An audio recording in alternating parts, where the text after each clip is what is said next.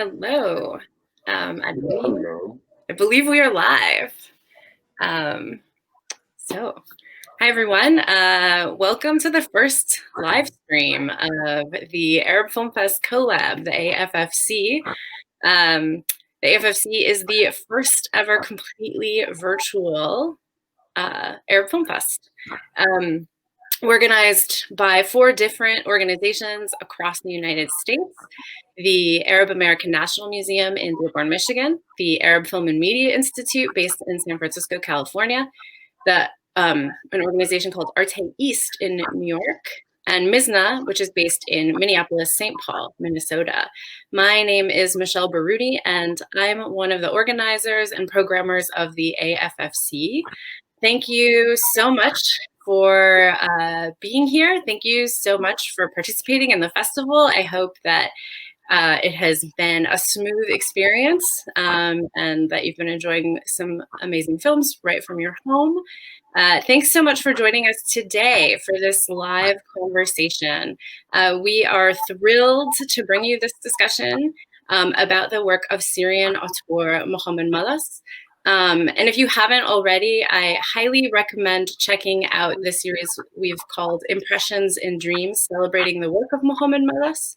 The series contains 2 of his short films and a filmmaker or a documentary about the filmmaker called Unlocking Doors of Cinema, directed by Nezar Andary, who is one of our guest speakers today. So I just want to take a moment before the discussion gets started to introduce our 2 panelists, our 2 guest speakers. First, the filmmaker, Nezar Andary, whose film about Malas, as I said, is Unlocking the Doors of Cinema, is screening as part of the AFFC lineup. Will be available until the end of the festival, December 13th. Andary grew up all over the Arab world after leaving Lebanon during the Civil War. He received his BA in History and English Literature from Columbia University and an MA in Comparative Literature and Film Studies and a PhD from UCLA. He is a writer, a filmmaker, and an associate professor at Zayed University in Abu Dhabi. Andary has produced 8 short documentaries with the Arab Film Studio and Imagination Abu Dhabi. He has also directed the documentary theater production Memories of Childhood with the Abu Dhabi Music and Arts Foundation. Andary is the artistic director of El Sadr Environmental Film Festival, the first of its kind in the Arab world. He is also the co-editor of a book series focused on Arab cinema for Palgrave Macmillan. He's recently co-authored a book entitled The Cinema of Mohamad Malas, Visions of a Syrian Auteur, the filmmaker we'll be discussing today. Andary's first feature documentary, entitled Unlocking Doors of Cinema, pays respect to this same filmmaker and his fundamental passion for cinema.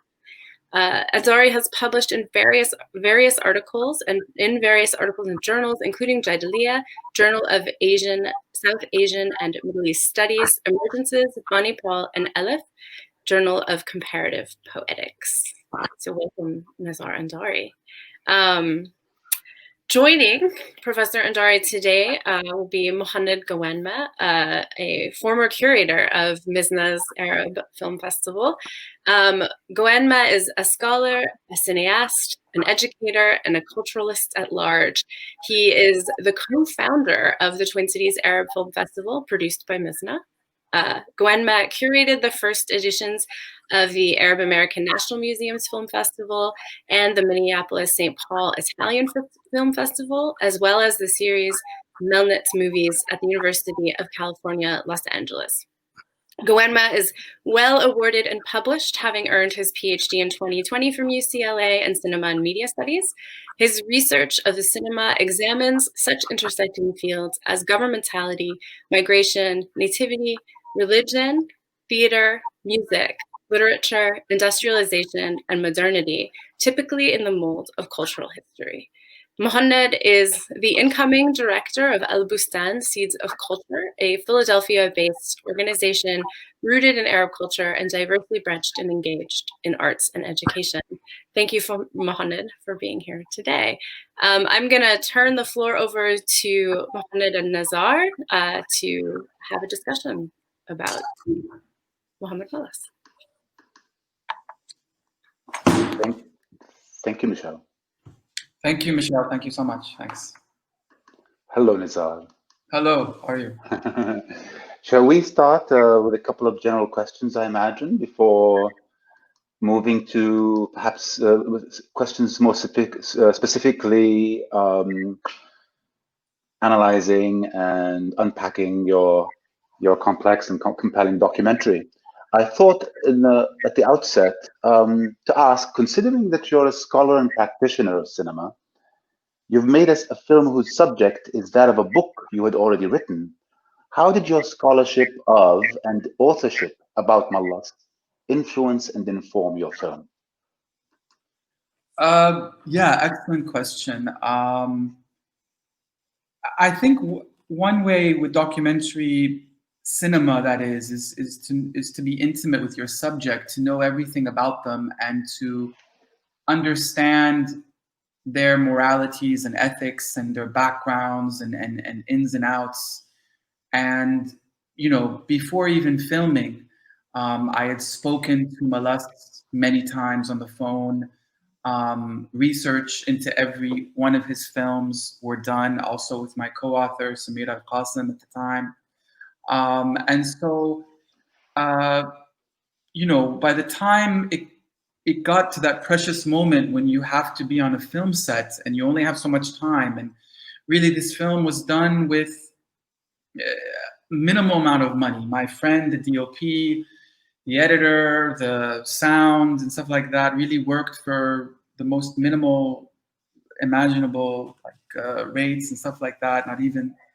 And so it really made the production go super quick and know exactly what I wanted, because in the filmmaking, people that know his films and also know some other films that he likes, that he's mentioned before in interviews, a lot of my shots are replicating sometimes those shots, and a lot of times there are certain, in the location that I chose, even though it was not in Syria, the film was not shot in Syria, it was shot in Lebanon in a 16th century castle, Talhouq, but that's another story, was chosen because I could recreate some scenes from his other films. And so I think writing the book really gave me a type of intimacy that sometimes other filmmakers haven't had when they do films on directors. And I had studied, before going into shoot, I studied a film on Haneke, on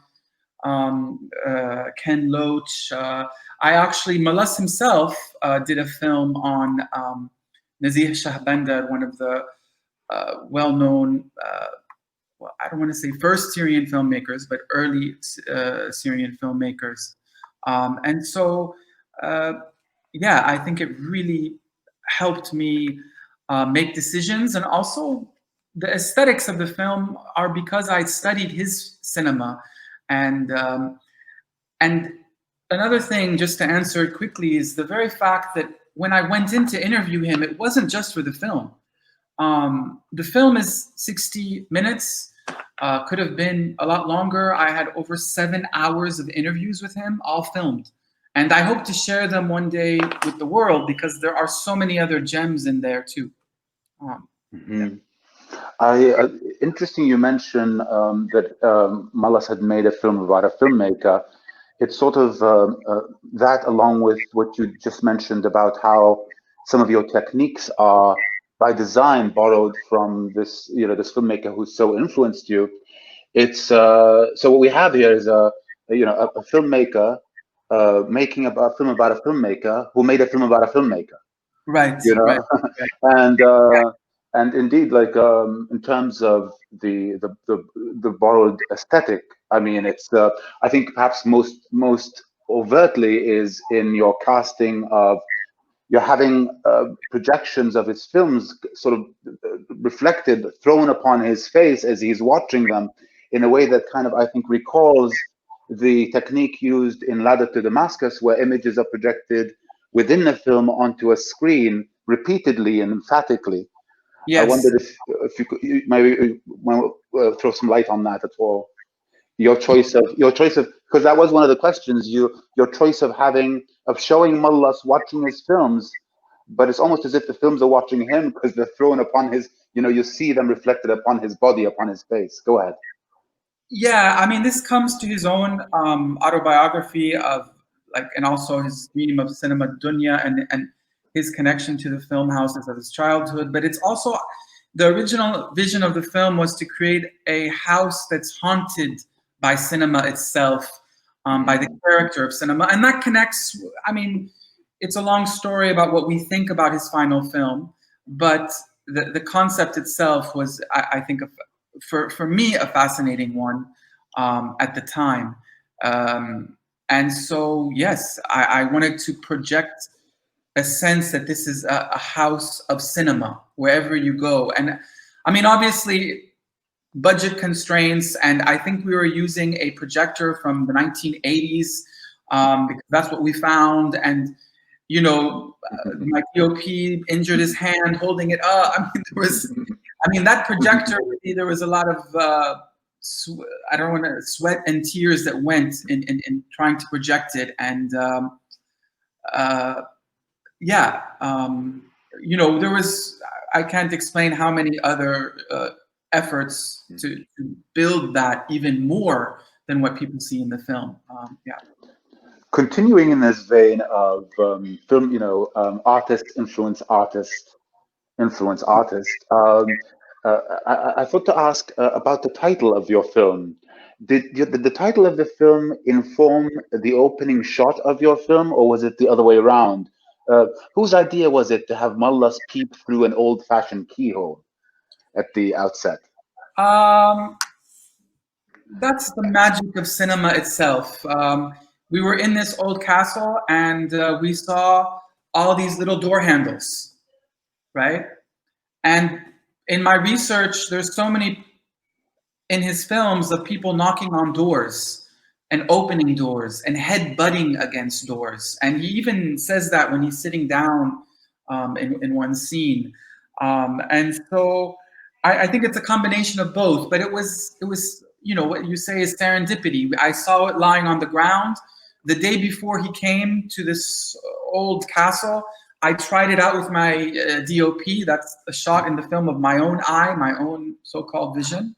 And then we took about 20 minutes of shooting him in his eye and playing around. And it was a very strange shot. Those of you that are cinematographers, the cinematographer Jan Severin actually took the lens out of the camera a little bit in order to create that shot. And so I don't know, it was one of those shots that we created on the moment, and he loved it. And it's something that I felt I had to always begin the film with. It was, and I stuck with it, even though sometimes people are saying, no, don't begin, it's too ethereal, it's too this, it's too that, it's not so clean. But that, I guess I was very stubborn about that one thing. Speaking of beginnings, I was intrigued that Malas had come into the cinema from the radio. Just to sort of adding to this, if I may elaborate on sort of the point of the question, radio waves carried songs performed in the cinema, as he says, such as those from the first film he watched, which was The White Roads, right, a 1933 film, and so which must have been a quarter century old or so when Malas saw it. It's curious that Malas's first direct experience with the cinema was of the film that signaled the potentiality of Egyptian cinema commercially. With the arrival of synchronized sound, it's as if it took sound to deliver the cinema to Arabic-speaking audiences. Yeah, Malas. I think so. I think that's his memory of what was playing. I think it would be interesting to actually see the distribution. I did research this. I was looking to see if when and how did the White Rose show in Damascus, in Beirut? When would it actually reach the cinema in Quneitra? I didn't find that out. You know, it's not easy, this type of research. It's not Arab cinema perhaps, but the distribution of Arab cinema. And he also mentioned in other interviews Laurel and Hardy and other things that he watched, but this is the one that was I felt most. I mean, obviously connecting to sound at the time, and it was also because he grew up in his narrative, as maybe people watched or haven't watched, that he, you know, didn't come from it. His father was a carpenter, and his only access to cinema was from outside the door, right? And so I think that was quite powerful. And the White Rose, it actually repeats in 3 of his films. And in the film, I actually show the same song being sung by a character in Ahlam al-Madina, Dreams of the City. Dreams of the City, yes, his classic first narrative film. We'll come to that. What's the deal with the Syrian state-run general organization for cinema, which long has espoused socialist ideals, but outright banned? I mean, they didn't even attempt to censor, you know, cut out 5 minutes or something, banned the films of so many gifted filmmakers, including, as it turns out, Malas. It's quite, I mean, there's only like maybe 3 minutes of my film, but maybe an hour of discussion on this. It's unbelievable how many films he even says that had been burnt, destroyed, you're not allowed. Omar Amir Alai, considered to be the big Arab documentary filmmaker who made a dedication to being a documentary filmmaker only, among others. He's not the only one, but you know, his film didn't show until 2011, I think, after he passed away. And so Tufan, you think? Yes, Tufan, yes. No, actually, The Judge? Al-Qarya, I'm forgetting the title right now. Forgive me. Sorry. Me too. Sorry. It's 30, but it's that one. Maybe one of our maybe. Anyway, somebody I'll come back in the chat and write it. But my point is, I mean, to get back to your point, it's quite everything's so contradictory about this Syrian institution that was both supporting the filmmakers and then not supporting them, and that's why later on in Malas's films they became co-productions also, especially Al-Layl and for other Syrian filmmakers. You can see this trajectory with Omar Amir Alai and some of the other filmmakers themselves veering away. But I would like to say, at least in that period, there was some confidence given to these young filmmakers in the early 70s to try to get the cameras, to go out, and they had to, you know, they had to weasel their way to do things, just like you might see like in some Iranian films, had to create up stories for the censors, and they did. But they also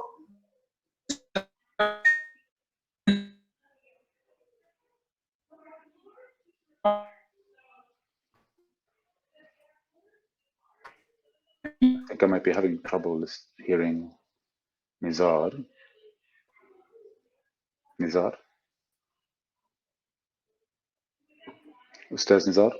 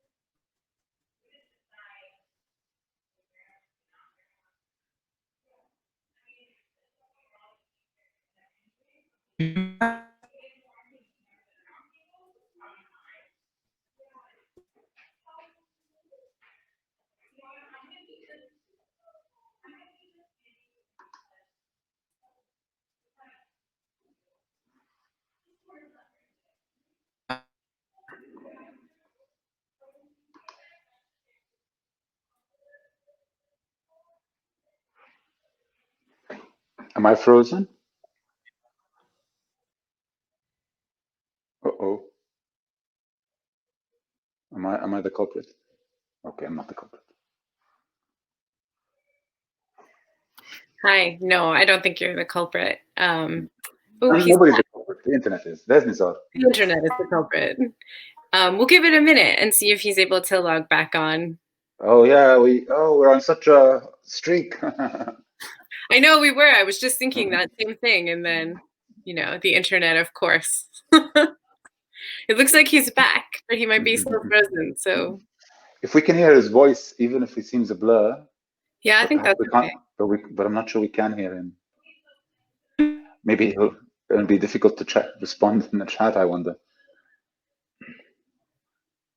Oh, I think only we can see the chat. We can't hear you. We can't hear you, Nezar.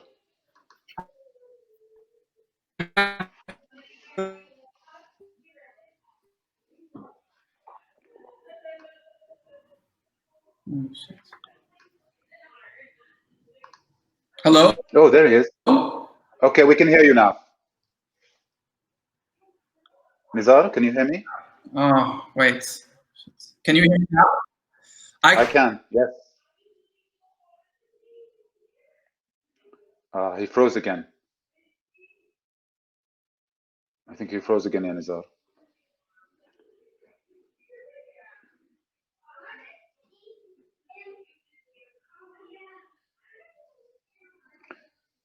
Maybe if you switch off your camera, Nezar, it may facilitate. I wonder. And leave the microphone on, perhaps?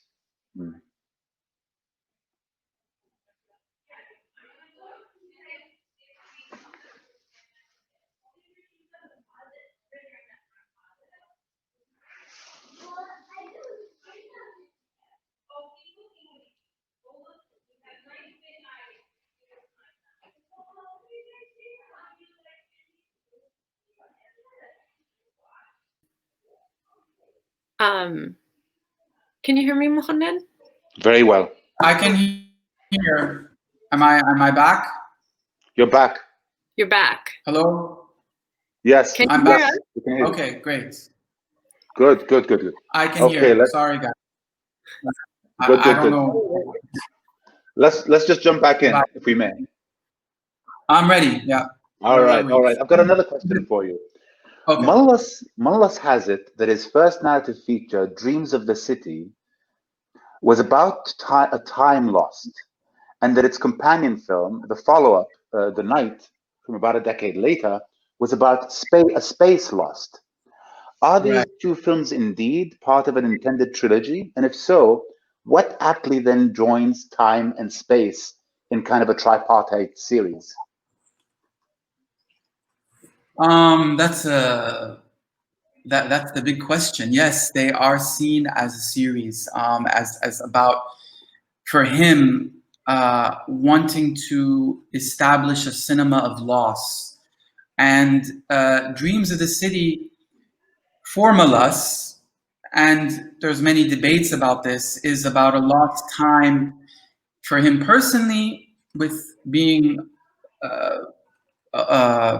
being raised by his mother in terms of an exile in Damascus, but also for him politically. He felt that the efforts in democracy, let's say, in Damascus and Syria, were never better, were quite something that can never come back to Syria and stuff like that, being parliamentary elections, freedom of many parties and stuff like that. So he glorifies a certain period of Syria in the 50s. And, there are different historians. That's a longer story when you start going into the details of what that period really was.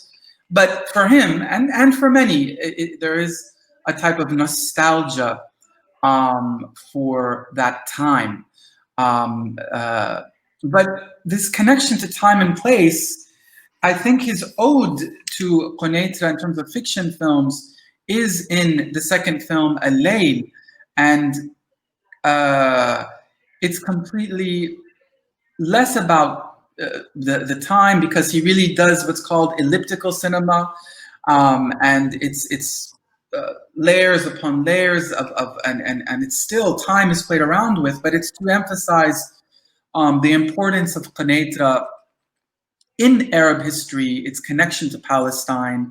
It's clear that, I mean, some people have called Malas's cinema sometimes a cinema of Palestine because of different connections too. I wouldn't say that always, but you know, and to continue with your question, yes, there is a third film in this trilogy that he has not yet got to do, and it's connected to a sense of personal time, personal loss, called Cinema Dunya. That's a more cinematic point, he says. So the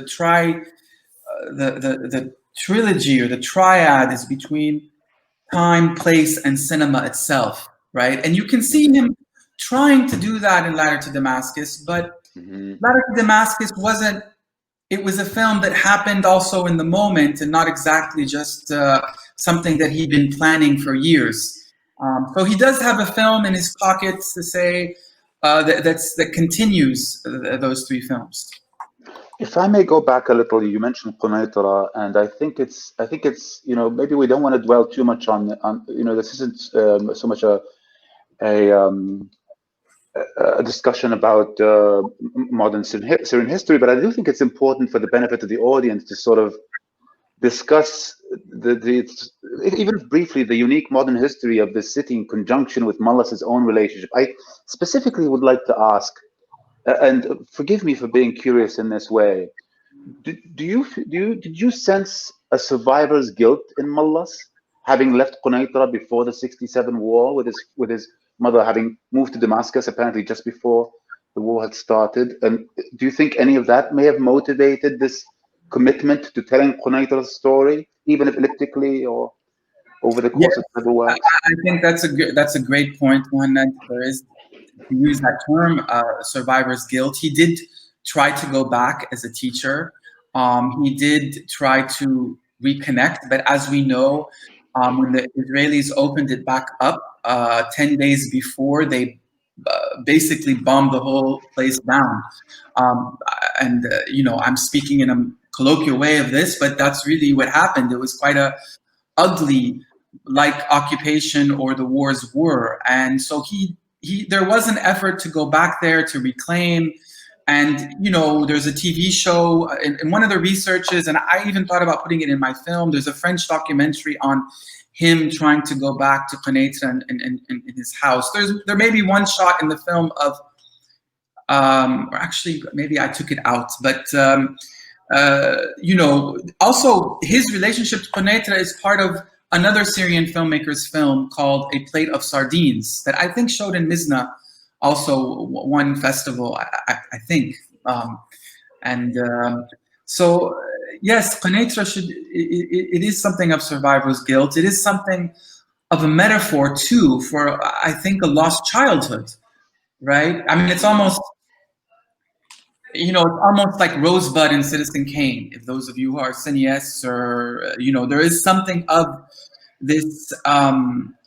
You know, even when the whole time filming him, and we were together straight for like 72 hours almost, everything goes back to Quneitra, and so perhaps it is a survivor's guilt, but it's also this type of ambivalent metaphor that we build up in our life, which is what survivors do, what we all do when we survive, whether we survive COVID or, you know, don't mean to compare, but I think it connects to survival skills. Yeah.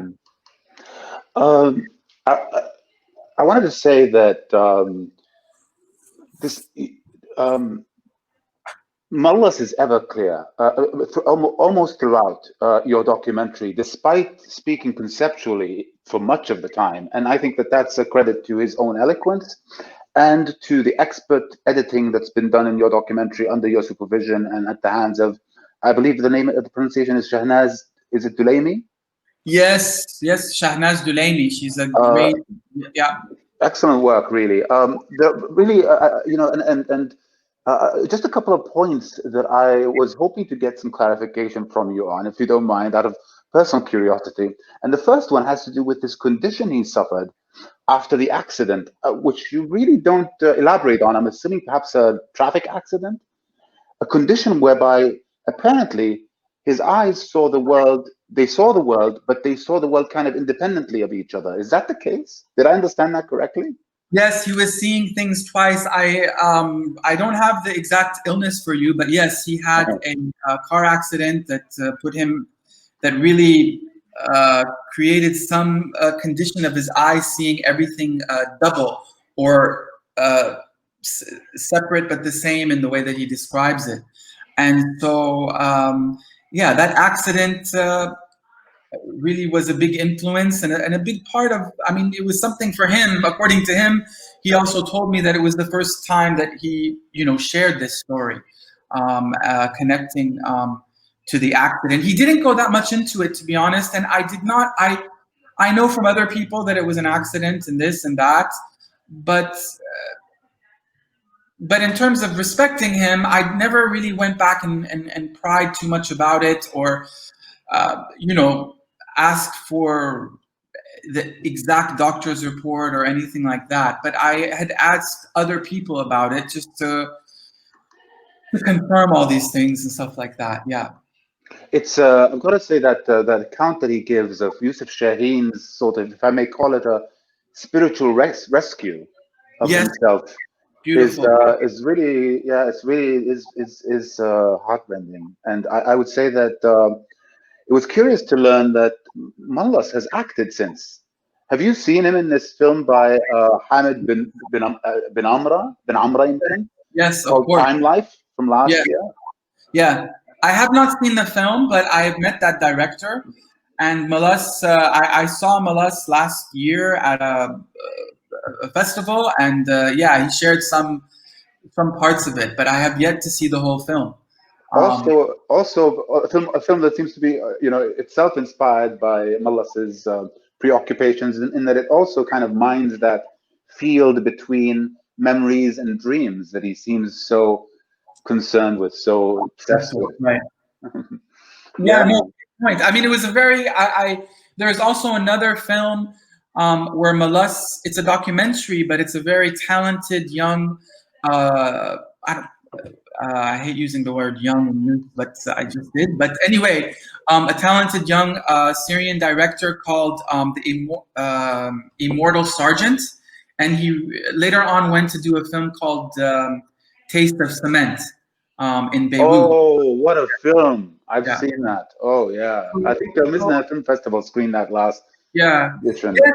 And so that director's film also had a whole section of his film about the making of Ladder to Damascus. And I mean, I had options to maybe use that in my film, but I tried to, in the end, well, as people watched it, I in the end made it shorter and perhaps more digestible. I wanted to ask about a couple of other things that I was just maybe two other points of clarification, and then perhaps we'll see if the audience is interested in chiming in. In discussing his film Bab al-Maqam, aka Passion, Malas states that the film was about crimes of nation, not crimes of honor. يعني أعتقد جرائم الدولة وليس جرائم الشرف. Yeah. I wonder what he meant by that.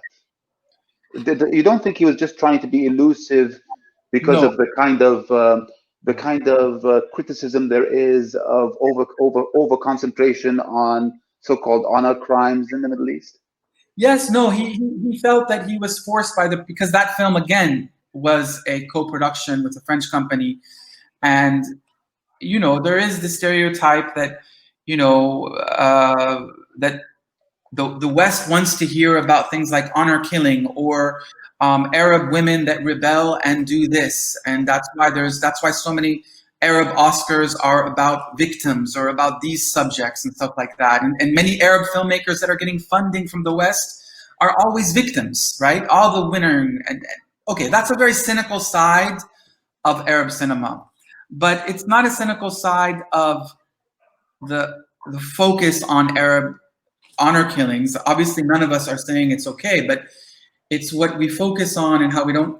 And so he was quite adamant about saying, no, I don't want, it's not just about this honor killing because she was singing music. It's even before that, her brother was put in prison. And before that, there was another honor killing. So the nation itself is dishonor. It has no honor. It requires a tuning, as he said later to his son. Right, exactly. Tawlif or, yeah, exactly. So, so that film, even though by some critics it's not his best film, but it has a, you know, it has a very strong heart, and he really, you know, he really was criticizing the Syrian nation and the Arab nation, I would say, in that realm. Now, yeah, it's this sense of powerlessness when he made that film, 2005, 2006. When it started showing all over the Arab world, you know, but obviously it's complicated because it is about something of an honor killing, and some people would disagree with him too for portraying Halab as so bifurcated or Manichaean. It's this simplistic idea that the religious fundamentalists, Yusuf Shaheen does the same thing in Arab cinema, right? The Islamic fundamentalists are all perverts, right? Or they're this, or they're that. And such as in Al-Masir, are you thinking about Destiny, for example? The film that Malas acted in.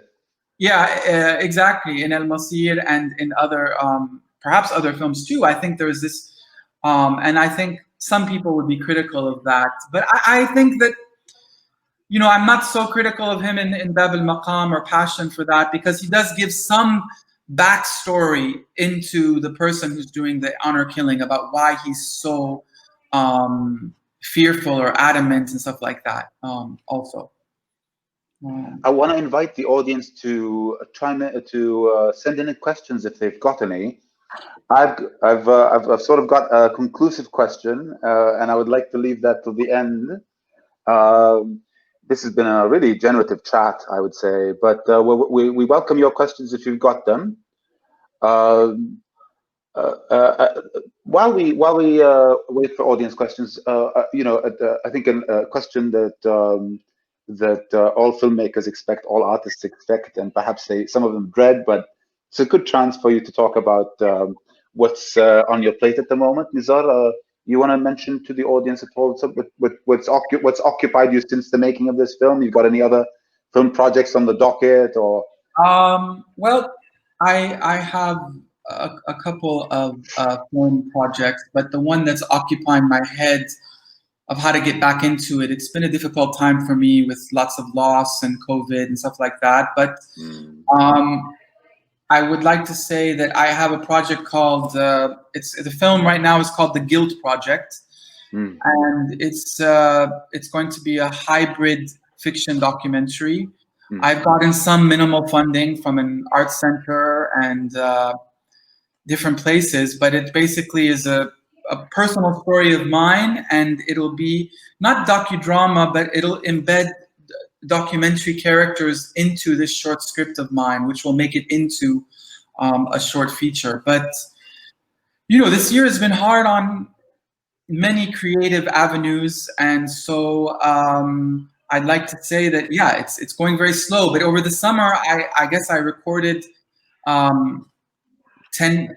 many hours of Zoom recordings with different people about guilt, about different forms of guilt. And so I had been researching guilt on whether it's the Freudian or Agamben and from different theoretical, or whether it's Catholic or in Islam and stuff like that. Or it's just interesting you mentioned guilt, because it's just come up in our conversation.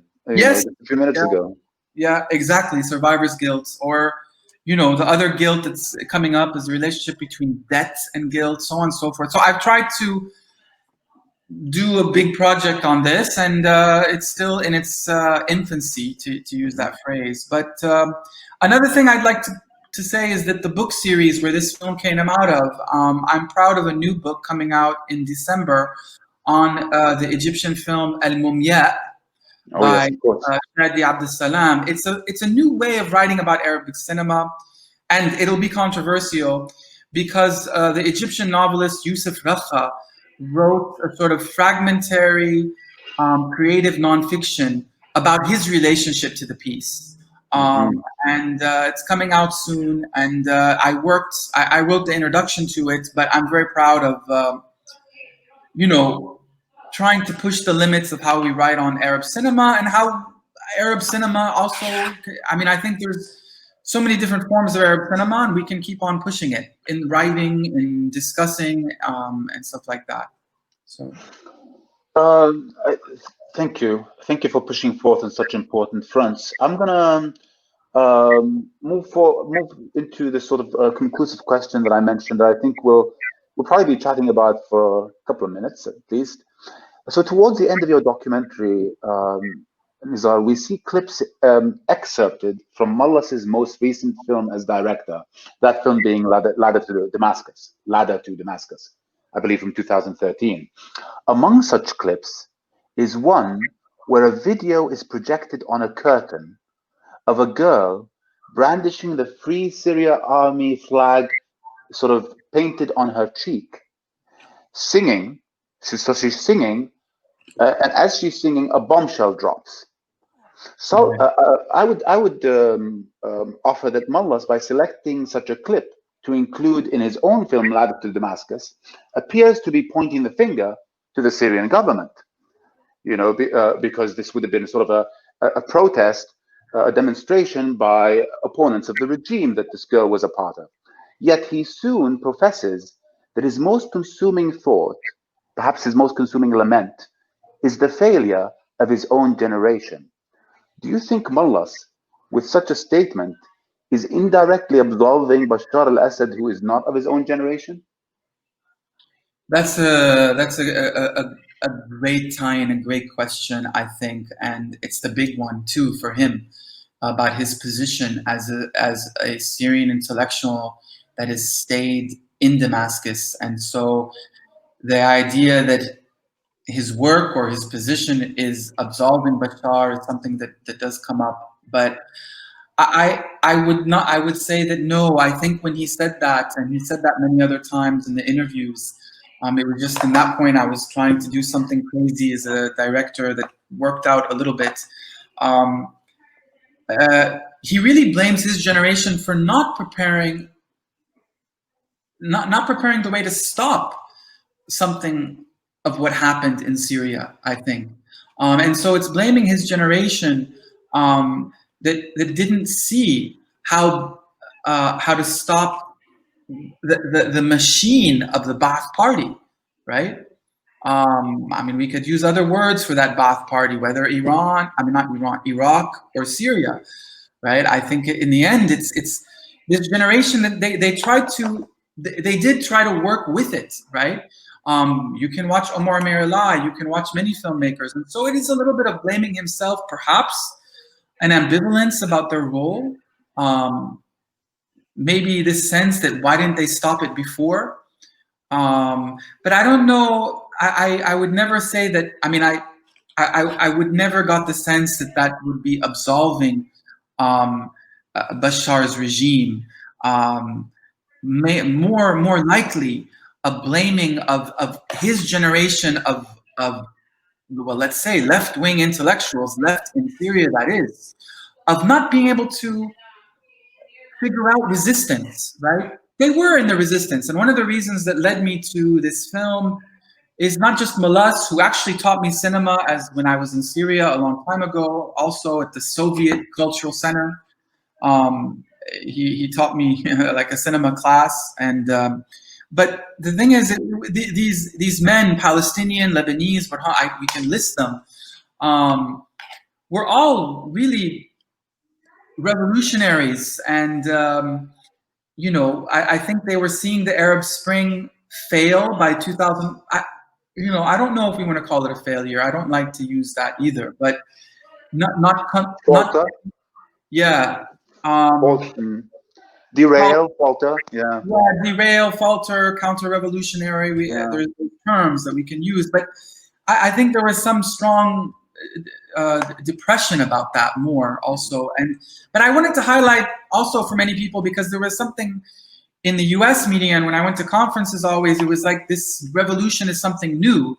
And really any study of whether it's Egypt or Palestine or any place is that, no, this revolution has been going on since, actually, we can, if you look at literary and intellectual figures, it's this movement in the Arab world for more, you can say many terms, more justice, more openness, many ways of explaining it, has been going on for a long time. And so that was another reason to highlight Malas and also his compatriots like Omar Merilai and Osama Muhammad, who they themselves in the 70s went from town to town showing Ethiopian cinema, right? Showing not just Truffaut and the great European cinema, new wave stuff, but also really trying to create an awareness of other third world filmmakers, right? Haile Jarima's film 3000 Harvest is still loved by Syrians in villages next to Latqiya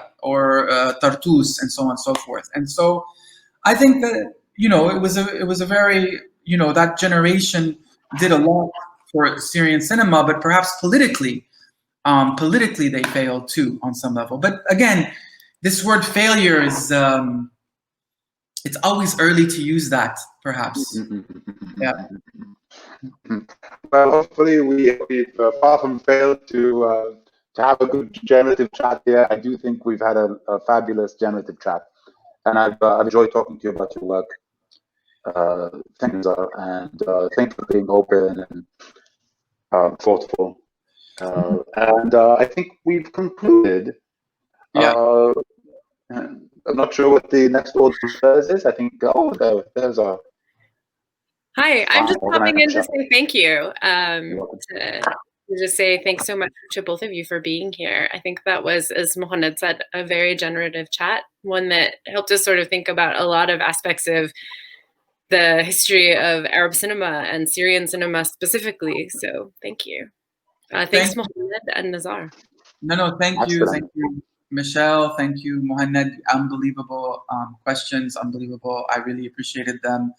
And I really appreciate Mizna and all. I mean, you guys have, even from a long time ago, it's been a really great organization, because, you know, my background's in literature too, and it's been a great source always for Arab culture and more. So thank you guys for including me, and Mohannad, great. Pleasure. Yeah. Thank you so much. You're great. Yeah. الله معكم. طيب. الله معك. فرصة سعيدة. شكرا حزيزي. شكرا. مع السلامة يا جماعة. مع السلامة.